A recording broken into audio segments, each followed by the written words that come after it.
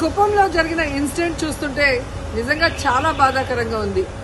CM Chandrababu Naidu గారి సొంత నియోజకవర్గంలోనే ఇలా జరుగుతోందంటే రాష్ట్రంలో మహిళలకి ఏమాత్రం భద్రత కల్పిస్తున్నారో ఒకసారి రాష్ట్ర ప్రజలు ఆలోచించగలరు.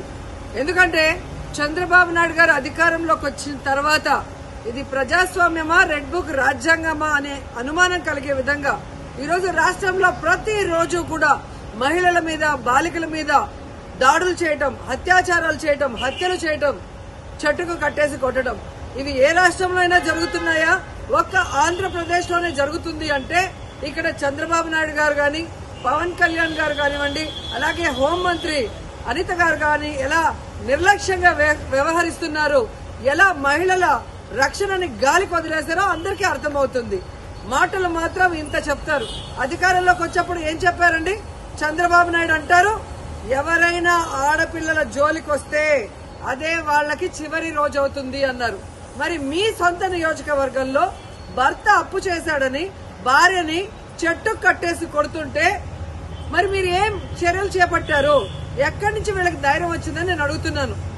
మీ పార్టీకి సంబంధించిన తెలుగుదేశం పార్టీ నాయకుడు ఒకడు ఈ అమ్మాయిని కట్టేసి కొట్టడం నిజం కాదా?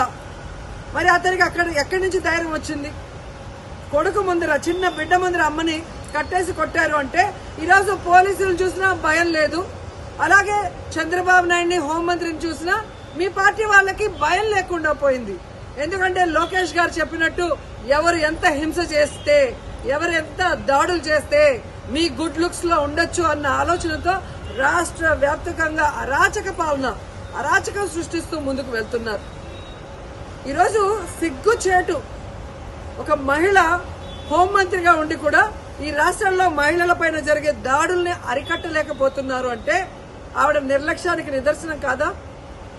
ఈరోజు పరిటాల సునీత గారి నియోజకవర్గంలో 14 సంవత్సరాల అమ్మాయిని, చిన్న అమ్మాయిని 14 మంది తెలుగుదేశం పార్టీ నాయకులు రేప్ చేస్తే కనీసం ఏం చర్యలు చేస్తుందండి?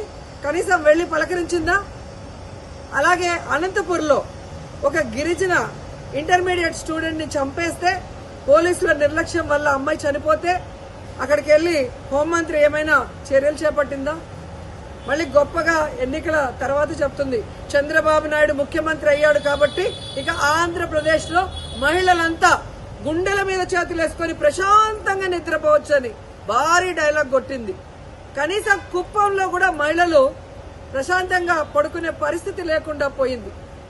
ఈరోజు ఆవిడ సెల్ ఫోన్ లో ఏ విధంగా వీడియో కాల్ చేసి పరామర్శిస్తోందంటే ఈవిడ అహంకారానికి నిదర్శనం కాదని నేను అడుగుతున్నా.